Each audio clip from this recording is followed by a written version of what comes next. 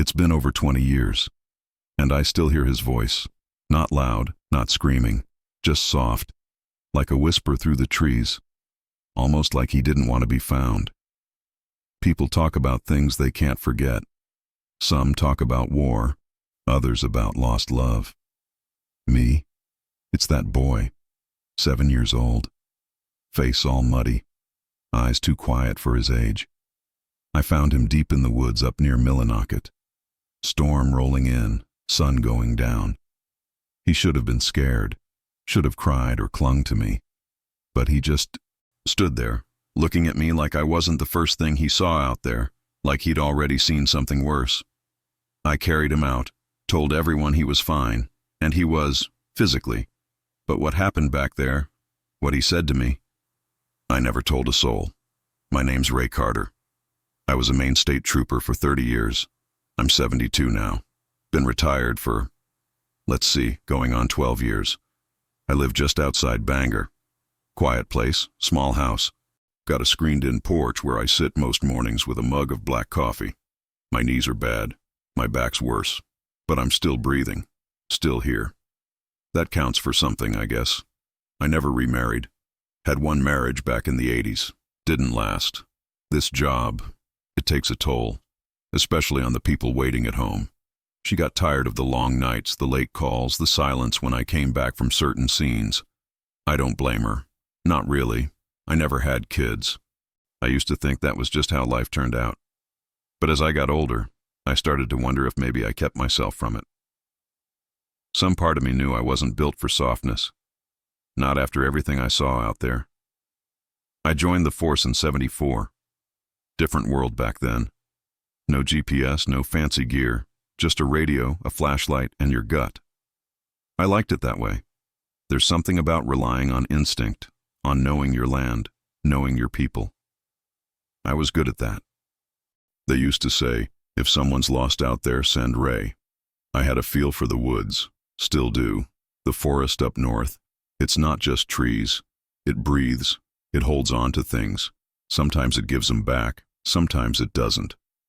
I spent most of my years covering the Penobscot and Piscataquis counties. Lot of wilderness up that way. Mount Katahdin standing like an old sentinel. Rivers wide and fast. You get a call up there, it's usually serious. Folks don't call unless something's real wrong. I saw a lot over the years. Car wrecks on black ice. Hunters who didn't come home. People who wandered off and didn't mean to. And some who maybe did. But no call stuck with me like the boy in the forest. Not because it was the worst. Not even because of how it ended. It's because of what he said to me.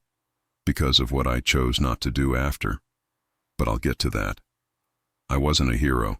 People throw that word around too easy. I did my job. I showed up. I worked hard. I followed orders when I had to, and I broke them when I knew better. That's what it was. You can't do this kind of work without carrying things. You learn to put them in boxes, tuck them deep, behind the badge, behind the uniform, behind the routine. But retirement has a way of peeling all that back. Suddenly, you've got all this time. And nothing but your own voice in your head. And that voice starts asking questions you've spent decades avoiding. I never planned to talk about that day. Never. But lately, something's been changing. I wake up thinking about that boy. I hear twigs snapping in my dreams. Sometimes I swear I still smell the rain in those woods.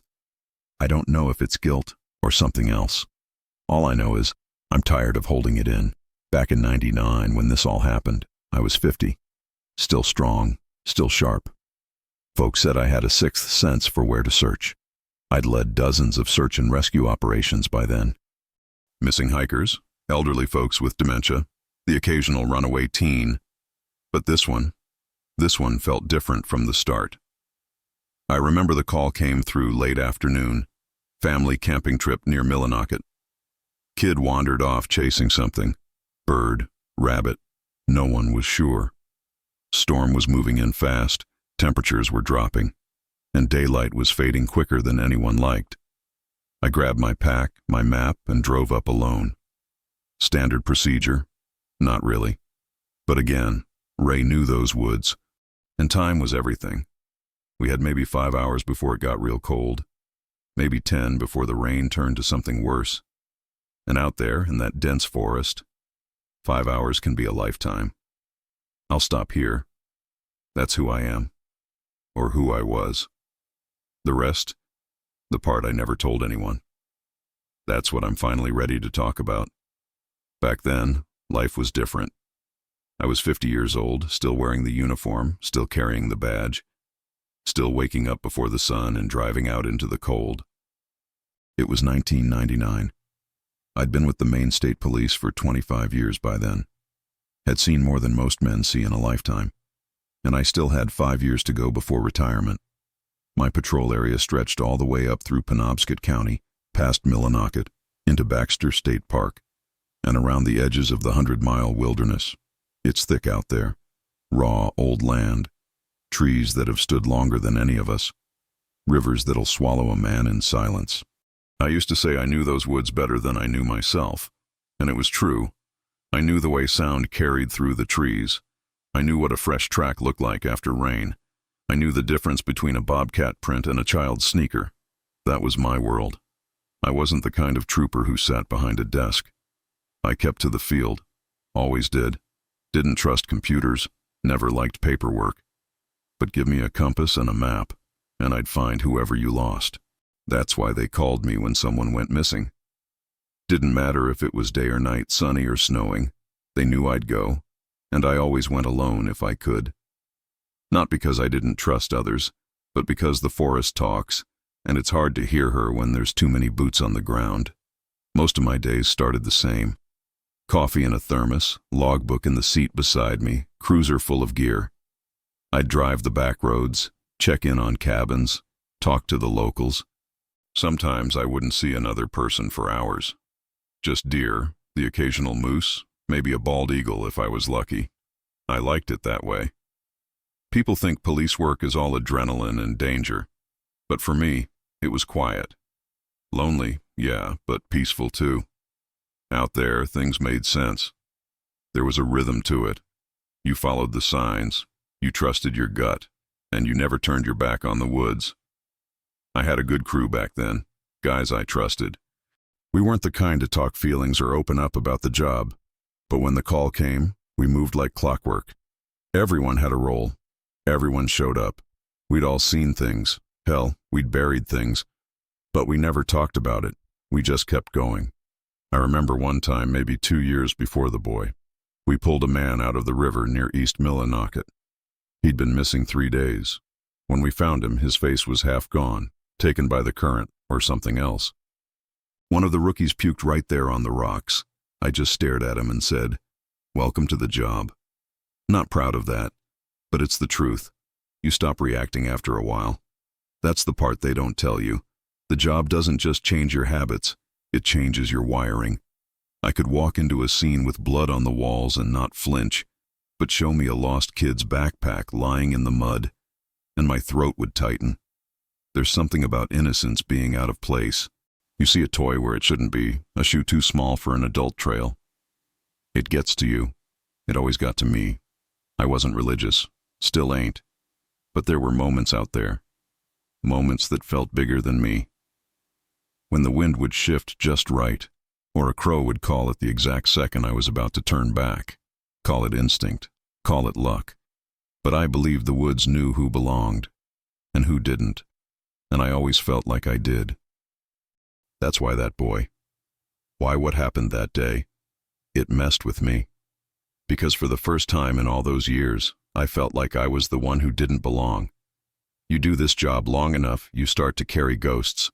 Not the spooky kind, the real kind, the names and faces of people you couldn't save, the ones who died alone, the ones you never found. You see them in the mirror some mornings, other times in the trees, just beyond your flashlight beam. You carry their voices, even if you never heard them speak. That was my life before the boy. Long hours, long drives, long silences, but I didn't complain, didn't drink too much. Didn't fall apart. I kept moving, kept driving, kept going out into those woods. Because deep down, I believed I could always bring him home. Until that day. The day I found him and realized some things ain't meant to be brought back. It was late October, 1999. One of those gray Maine afternoons where the sky hangs low like wet wool. The kind where the cold gets into your bones before you even realize it. I was at the station in Lincoln, finishing some reports I'd been putting off for days. I remember because I'd just brewed a fresh pot of coffee, and the guy across from me, Dixon, good man, retired a few years after me. He looked up and said, "Feels like storm weather." I didn't say anything, just nodded. He was right. You could feel it in your teeth. Pressure dropping, the kind of cold that doesn't just chill you, it settles. Then the radio cracked. Dispatch. Calm voice, but tight underneath. "Carter, we've got a boy missing up near Millinocket, 7 years old. Disappeared from a family campsite about an hour ago." That's all it took. My heart shifted. You don't wait when it's a kid, especially not that young, especially not in that terrain. I left my coffee on the desk and grabbed my bag from the locker. Didn't say goodbye. Didn't need to. I had a routine when calls like that came in. Checklist in my head, map, compass, flashlight with extra batteries, first aid kit, emergency blanket, and a stuffed animal I kept in my pack. Something to calm a child down if I found them before the others did. You learn little things over the years. You never want the first thing a scared kid sees to be a man with a badge and a gun. You want to soften the world before they have to face it again. The drive up took just over an hour. Roads were slick. Wind had picked up, leaves blowing across the asphalt like they were trying to outrun something. When I pulled into the staging area, gravel lot near the trailhead, I saw 3 cruisers, 2 Rangers, and an ambulance already there. A few volunteers had started to show up. Local folks with flannel jackets and flashlights from home. Good hearts. Not always helpful, but they meant well. I saw the father first. Big guy, red face, walking in tight circles like his legs couldn't stop moving even if he wanted them to. Mother was sitting on the tailgate of a truck, hands clenched in her lap so tight her knuckles were white. She was staring straight ahead, not blinking much. When I walked over, the ranger in charge gave me the rundown. Boy's name was Evan, 7 years old. Last seen chasing something near the edge of their campsite around 3:40 p.m. Family thought it was a rabbit or maybe a squirrel. He ran into the woods. They expected him to come right back. He didn't. They searched for 20 minutes before calling 911. And by then, the wind had picked up. Rain was already starting to spit through the trees. And light. We were losing light fast. I looked over at the mother. Something about her silence struck me. Not frozen like panic, just hollow, like part of her already knew. I knelt beside her, introduced myself. She didn't look at me, but she whispered, "He's afraid of the dark." Just that. And I felt something tighten in my chest. We split up into teams. Grid pattern, standard search method. Most stayed close to the site for the first sweep. Call his name, check for prints, snacks dropped, jackets, anything. I chose to go solo. It wasn't ego. I just knew the woods. There were paths others wouldn't see. Animal trails that curved behind thick brush. Little clearings that don't show on a map. I told the ranger, "I'll take the north flank up past the ridge." He looked at me like I was nuts, said, "That's steep terrain, slippery." I nodded. Yeah, but if he followed something he might have gone that way. Kids don't think like us. He shrugged. "Suit yourself, just check in every 30. I agreed. Then I turned and walked into the trees. The forest closed around me quick. It always does. Out there within 20 feet, the world gets quiet, except for the wind and the occasional creak of branches above you. I called his name every few steps. "Evan, my name's Ray. I'm here to help." Nothing. I listened for rustling, a voice, a cry, anything. But all I heard was wind and the start of light rain tapping on the leaves. I kept going. About 40 minutes in, the light really started to fade. I switched on my flashlight and scanned the ground. No prints. Too much leaf cover. Too wet. But something in me told me to keep pushing. Not south, not back toward the trail. North. Uphill. Where no 7-year-old should have gone alone. And yet, sometimes it's not about should. It's about what is. I radioed in. Let them know I was shifting direction, didn't give details, didn't know how to explain what I felt. I've always believed in instincts, not hunches, not guesses. Instincts. That quiet pull in your gut that says, keep going. He's out here. So I did, even as the wind picked up, even as the rain turned steady, even as the dark began to settle like a weight on my shoulders. I kept going, because something told me. That boy wasn't just lost. He was waiting. Once I passed the ridge, it got real quiet. That kind of quiet that presses against your ears, where every footstep sounds too loud, where even the wind sounds like it's holding its breath. I'd been in those woods more times than I could count, knew them like old friends. But that night, that stretch of forest didn't feel like any place I'd ever known. It wasn't just the dark or the cold. It was something else. Like the air was heavier, thicker, like the trees were watching. I know that sounds crazy, and maybe it is, but when you've spent as many nights out there as I have, you learn to listen to the silence, and that silence was telling me something wasn't right. I kept calling his name every so often. Evan, it's Ray. I'm here to help you, buddy. But my voice felt small, like it didn't carry. Normally, sound bounces around in the woods.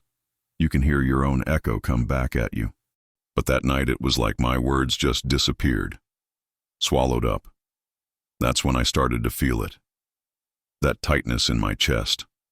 That old familiar tension I hadn't felt since I pulled a man out of a frozen pond with no pulse. Your body knows before your brain catches up. I slowed my pace, scanned the ground, checked every shadow twice, and then I saw it. A small piece of blue fabric, caught on a branch, maybe shoulder high. I walked over, held it in my hand. It was thin, nylon, looked like part of a jacket sleeve. I radioed it in, marked the spot with a strip of orange tape, and pushed on. The rain had picked up by then, not hard, just steady, cold. It soaked through my sleeves and ran down my neck. Every few steps I checked behind me, not because I heard anything, but because, I don't know, something told me to. I wasn't afraid. Not yet. But I was alert. My senses were sharp. Too sharp. You start to notice everything. A squirrel darting through the brush, a branch snapping under its own weight. And somewhere in all that noise, you start to wonder if you're still alone. I found a small clearing after maybe another 15 minutes. Just a dip in the land where the trees thinned out a little. Enough space to shine my flashlight around. And that's when I stopped. Right in the center, there were footprints. Small, bare, no shoes. Just one set, leading in, and none leading out. I felt my stomach turn. I knelt down, shined the light. Mud, pine needles, definitely a child's foot.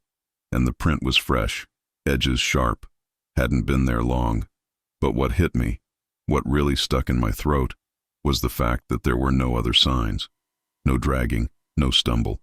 Just a straight line. Like he walked in and disappeared. I didn't move for a long moment, just crouched there, flashlight in one hand, the other resting on my knee, trying to make sense of it. I'd found missing kids before. I'd followed trails, broken branches, crumbs, candy wrappers, always some sign of struggle or confusion. But this felt deliberate, like he meant to be there, like something brought him there. I stood up slowly, back aching, knees stiff from the cold, shined the light past the prints into the tree line ahead. That's when I heard it. A single sound, quick, soft, like someone stepping on a stick, then stopping. Too heavy for a rabbit, too light for a deer. I raised the light, aimed it toward the noise, but there was nothing, just trees, just rain, just dark. I took a breath, long and deep, tried to push the unease down, tried to stay focused. A boy was still out here, scared, alone, maybe barefoot. That thought shook me more than anything. 7 years old. Alone in the woods, no shoes, rain coming down. How long before hypothermia set in? I picked up the pace. The deeper I went, the more disoriented I became. Not lost, just disconnected. I kept checking my compass, but it felt like the needle was twitching. Maybe it was just nerves. Maybe it was the storm. But my sense of direction, so sharp, so natural, started to blur. I stopped calling out his name. Don't ask me why. I just did. It felt like shouting would break something, like I was disturbing a place that didn't want to be disturbed. And then I saw it, not 20 feet ahead, under a cluster of tall pines. A small figure, still, sitting. At first I thought it was a stump, or my eyes playing tricks. But no, it was him, Evan. I didn't move, I just watched him. He was sitting with his knees pulled up to his chest, head down, arms wrapped around himself.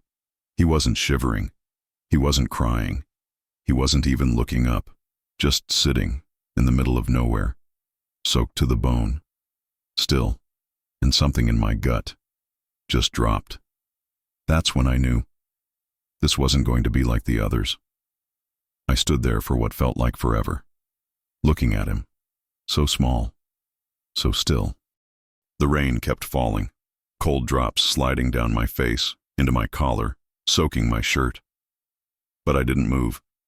Something about the way he sat, it didn't feel right. Most kids, when you find them out there, they run to you, or they cry, or they call for their mom. But Evan didn't do any of that. He just sat there, arms wrapped around his knees, head down. Not a sound, not a flinch. Like he was waiting, or hiding, or maybe just done. I finally stepped forward, slow and careful. Didn't want to startle him, didn't want to scare him off. My boots squished in the wet leaves, twigs cracked underfoot. But he didn't move. When I got close, maybe 10 feet away, I stopped again, took off my hat, lowered my flashlight, and said, soft, Evan? Nothing. Just the sound of rain on pine needles. Hey there, buddy. It's okay now. I'm here to help. Your parents are waiting for you. Still nothing. He didn't even look up. I crouched slowly. Knees popped. My joints didn't like the cold. I rested one hand on the ground for balance and looked him over. He was wearing a thin blue jacket, what was left of it, ripped at the shoulder, caked in mud. His jeans were soaked, clinging to his legs. No shoes. His feet were raw, red and cut up, like he'd been walking barefoot a while. But no blood, no panic, no tremble, just quiet. I said again, Evan, can you look at me, son? Slowly, real slow. He lifted his head, and when his eyes met mine, something changed. They weren't wild with fear, or glazed over with cold. They weren't crying, or distant, or empty. They were calm, too calm, and they were locked on me, like he was trying to figure me out. I swear, in that moment, I felt like I was the one being found. He didn't speak right away, just stared. Then, soft as a whisper, he said, "You came alone." I blinked. Yeah, I did. He nodded like he already knew. Then looked past me, into the trees, like he was listening for something, or someone. That's when my skin started to crawl. There was something in his tone. Something old, not tired, but resigned, like he'd seen more than any 7-year-old should. I moved a little closer, carefully. "You're safe now, Evan. I'm going to take you home, okay?" He didn't answer, just looked down again, wrapped his arms tighter around his knees. I reached into my pack, pulled out the stuffed bear I kept for moments like this. Soft, brown, a little worn. I set it down in front of him, just out of reach. He looked at it, didn't touch it, but he whispered, "He didn't want me to leave." My breath caught. "Who?" He didn't answer, just kept staring at the bear, like it reminded him of something, or someone. I wanted to ask more, I didn't. Something told me not to push. I gently reached for him. "Let's get you warm, okay? Let's go see your mom." He nodded once. Barely.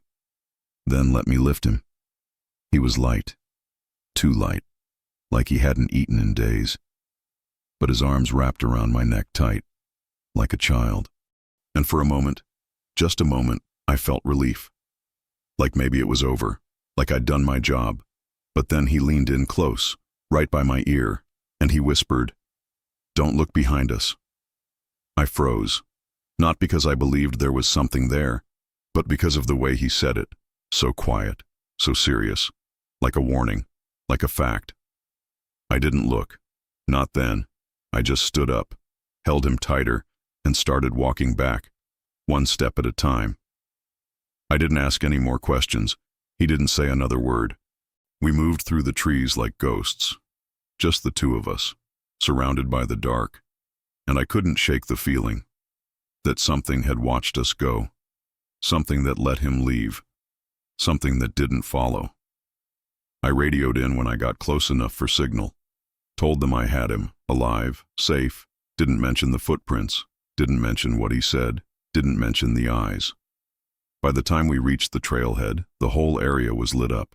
Flashing lights, voices, paramedics, rangers, parents. His mom ran to him, collapsed into tears. His dad held on to both of them like he'd never let go. And Evan? He just looked at me. One last time. No smile, no words. Just that same quiet. Like he was telling me. I remember. And then he turned away. They wrapped him in blankets, checked his vitals. Said he was lucky. Said I did good. But as they carried him to the ambulance, I just stood there. Soaking wet. Heart pounding. Mind spinning. And for the first time in a long, long time, I didn't feel proud. I felt uneasy. Like something had followed me back. But not in the way you'd expect.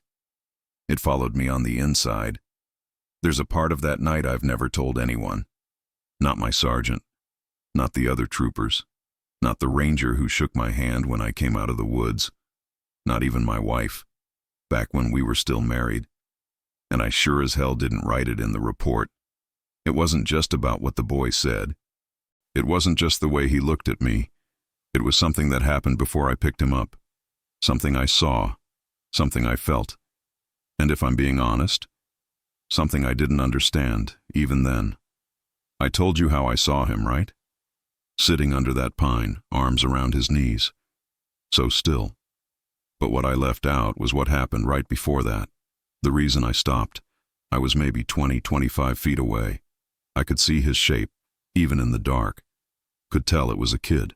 But I didn't move right away, because something was standing behind him. Yeah, I know how that sounds. Believe me.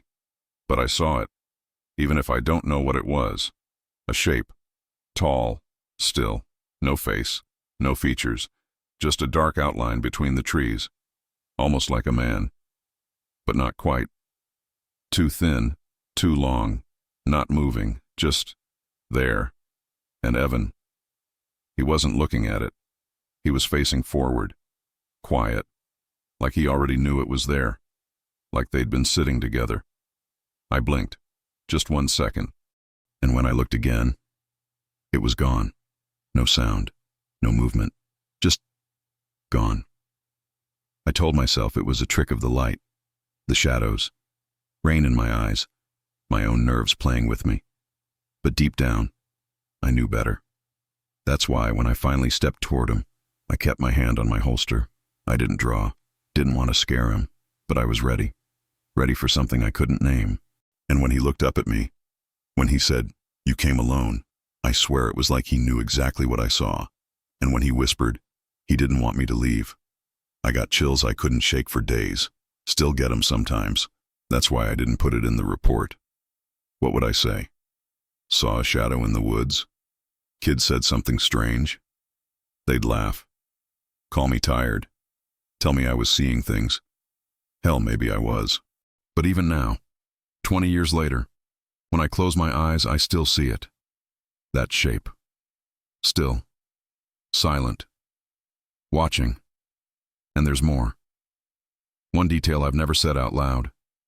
It's small, but it stuck with me like a splinter under the skin. When I picked him up, when I carried him back through those woods, he didn't look back. Not once. But I did. Only for a second. And I saw something in the mud, behind the spot where he'd been sitting. Footprints. 2 sets. One his size. Bare. Fresh. And the other, longer. Deeper. Bare too. But not shaped like a man's foot. Not exactly. No heel. No arch. Just long and narrow. Almost clawed at the tips. I stared at them for maybe 2 seconds. Then I kept walking. Didn't mark them. Didn't take a photo. Didn't say a word. Why? Because something in me said, don't, just don't. So I didn't. I told everyone I found him sitting alone. Told them he was in shock, cold, dehydrated. All true. But I left out the rest. The footprints. The shadow. The words. Because I didn't want to open that door. Didn't want to explain something I couldn't explain. Didn't want them to look at me like I'd lost it. So I locked it away. Buried it under paperwork and routine. Filed it under case closed, and I never looked back. But that silence? It doesn't stay buried. It waits. It builds. And over time, it gets heavy. Some nights I wake up thinking I'm still in those woods, like I've got to go back, like I left something behind, or like something followed me out. I don't know what Evan saw out there, don't know what he meant when he said he didn't want me to leave. But I believe him, because I felt it too. Whatever it was, it didn't want him gone, and maybe it didn't want me there either. So I made a choice, to carry it, alone, to pretend it was just another rescue, just another lost kid in the woods. But I knew, deep down, that night changed something in me. Maybe it broke something too. I never saw Evan again. Family moved away not long after. Didn't do interviews, didn't answer letters, and he never spoke about it. Not publicly, not once. Maybe he forgot. Maybe he convinced himself it wasn't real. Or maybe, like me, he just learned how to live with silence. The walk back took longer than I thought it would, even with the trail markers, even with the flashlight steady in my hand, even with Evan quiet in my arms. It felt longer, like the forest didn't want to let us go, like it was trying to slow me down, to make me look back. But I didn't. Not once. I kept my eyes forward, kept my boots moving, kept my mind focused on the lights I could finally see blinking through the trees, rescue crews, flashing reds and blues, voices calling into the dark. When I stepped out of the woods with Evan in my arms, the whole scene froze. People turned. Someone shouted, "He's got him!" And suddenly everyone was running. Cameras clicked, radios squawked, voices blurred together. Paramedics came first. One took Evan from my arms, gentle but quick. Wrapped him in a blanket, started checking vitals. He didn't fight, didn't cry. Just sat there, wrapped in wool and silence. His mom ran over sobbing, held his face in her hands, kissed his forehead over and over. His dad stood behind her, arms wide, like he didn't know what to do with them. I stood back, watching, and for a moment, just a flicker of a moment, Evan looked up at me. No smile, no fear, just that same steady stare, like he was still there, still in the forest, still with whatever that was. Then he looked away. The ranger came over next, grinning, patted me on the back so hard I nearly lost my footing. "Hell of a job, Ray," he said. "You found him fast." I nodded, didn't say much, didn't know what to say. We went through the motions, like we always do. I gave my statement, kept it simple. Found the boy sitting in a clearing, no signs of injury, appeared disoriented but responsive. Did not resist rescue. Carried him back for safety. Standard language. Clean. I didn't mention the footprints. Didn't mention the shadow. Didn't mention the words he said. I told everyone what they needed to hear, and left the rest out. The press showed up the next morning. Local news first, then a crew from Portland, Trooper finds missing boy in record time, the headline said. State hero brings child home safe. They wanted a quote, a soundbite. I gave 'em what I could. It was a team effort. I was just doing my job. We're all grateful he's okay. They ate it up. No one asked what he said out there. No one asked what I saw. And I didn't volunteer. I remember going home that night. Well, early morning really. Sun wasn't even up yet. I was soaked to the skin, smelled like pine, sweat, and damp wool. I sat on the edge of my bed for a long time, didn't take off my boots, didn't turn on the lights. Just sat there in the dark, listening to nothing, and thinking about those footprints, about that shape, about the way Evan had spoken, like he wasn't alone in there, like he'd made some kind of deal.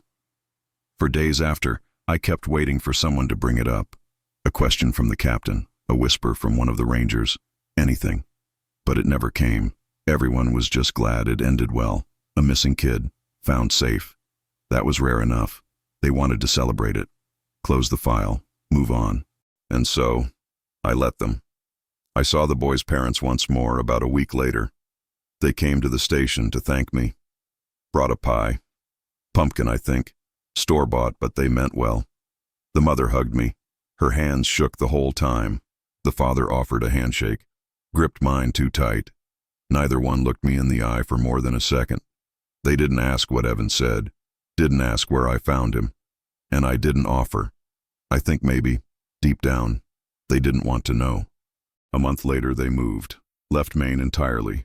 No forwarding address, no goodbye, just gone. After that, life went back to normal, I guess. Whatever that means. I kept working, took more calls, found more people, but something had changed. Every time I stepped into the woods after that, I felt it. That edge, that hum in the air, like the forest remembered me, like it was watching.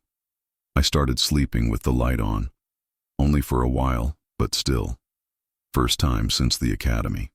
And sometimes, in the quiet before sleep, I'd hear a voice in my head. Soft. Small. You came alone.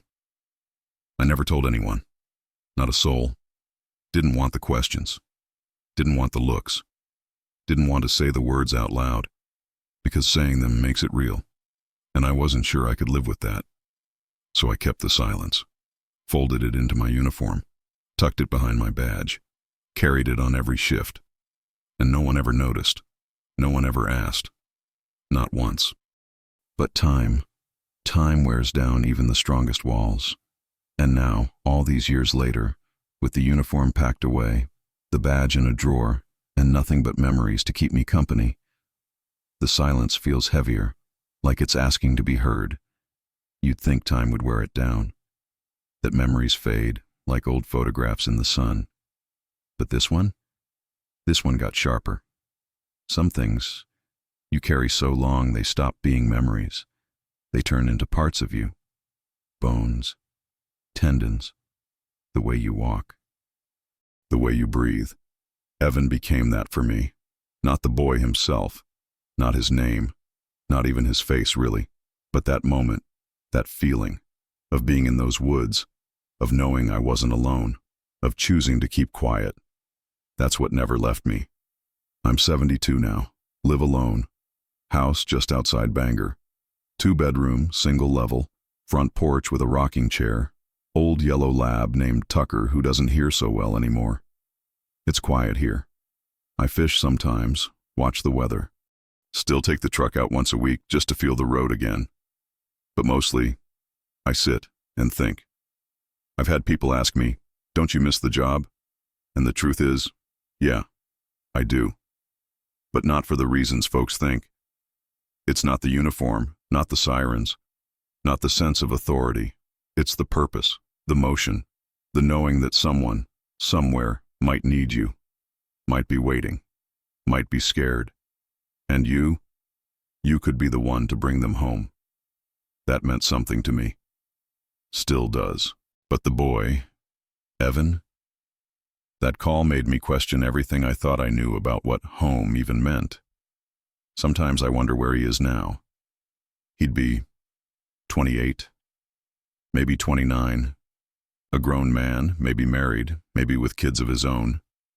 Maybe he forgot. Maybe he's living some normal life, never thinking twice about what happened that night. Or maybe he remembers more than I do.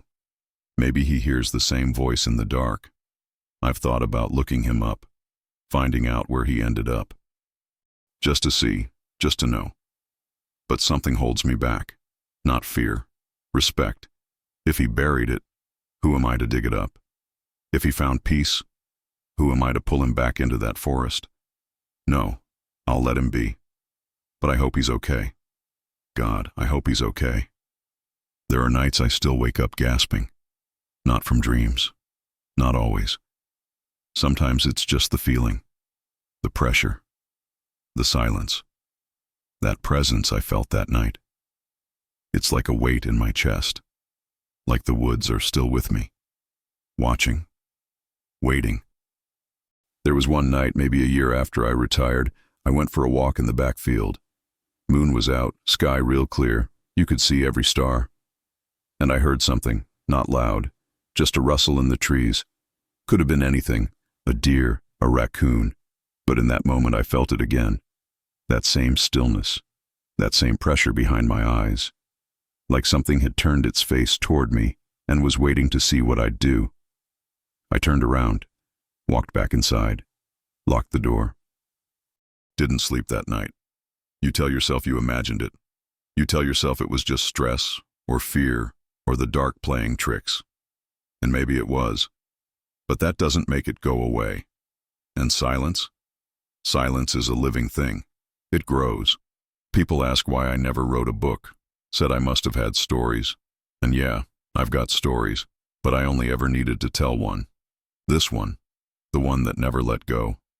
Sometimes, when I'm sitting on the porch with Tucker at my feet, watching the trees sway at the edge of the yard, I think about what might have happened if I'd done things different, if I'd looked behind me that night, if I'd followed those other footprints, if I'd told someone, anyone.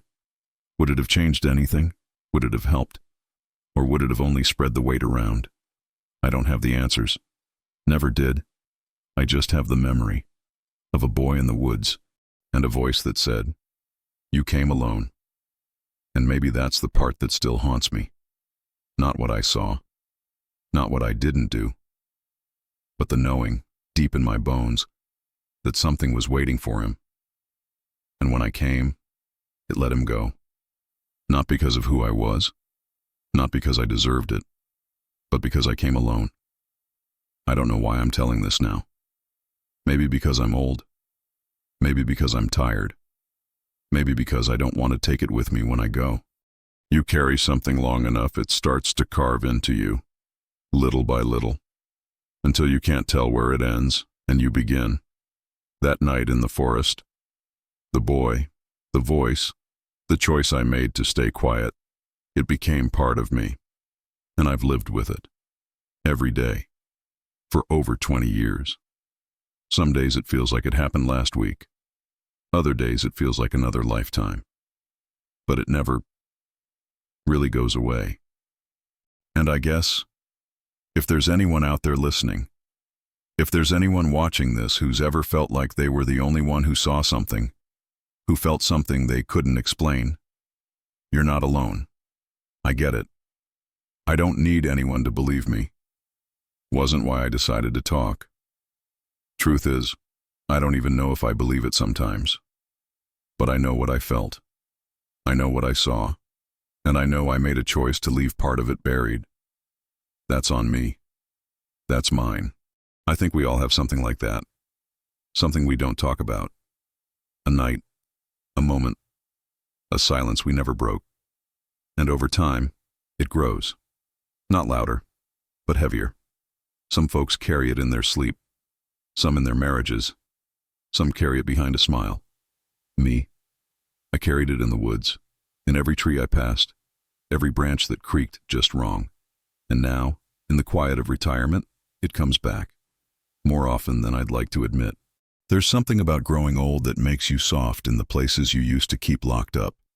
Things leak out, memories, regrets, voices. You try to act like they're just dreams, But they're not. They're real. Because you lived them. Because they changed you.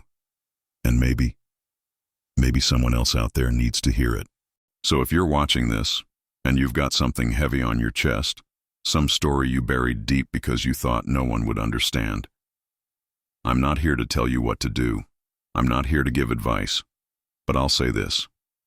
It's okay to carry it, but it's also okay to let a little of it out, even just a piece. Even if it's just to a camera, or a dog, or your reflection in the bathroom mirror at 3 a.m. Even if no one answers back, sometimes just speaking it is enough. Evan never said another word to me after that night, and I never spoke to him again. But he stayed with me, not like a ghost, not like a haunting, more like a reminder that the things we survive don't always end when we walk away. Some of them stay, quiet, still, waiting. I hope he's well, wherever he is. I hope he sleeps sound. I hope whatever followed him into those woods that night stayed there. And I hope, if he ever remembers, he remembers that someone came for him. That someone didn't turn back, even if that someone was scared too. I'm not proud of everything I've done, but I'm proud I didn't look away, even when I wanted to, even when every part of me said, don't go further. I did. And I'd do it again, even if it meant carrying this silence for the rest of my life. There's a boy I found in the woods, and a piece of me never left that clearing. And that's okay, because some places, some memories, they aren't meant to be solved, just respected, held, carried. So if you got a story like that, a wait, a silence, something you never told, just know, you're not crazy, you're not weak, you're not broken, you're just human. And humans, we carry things. It's how we survive. Thanks for listening. Really, it means more than I can say. If this stirred something in you, if you've got a story too, feel free to share it. Or don't. But know this, you're not alone out there. Not then, not now, not ever.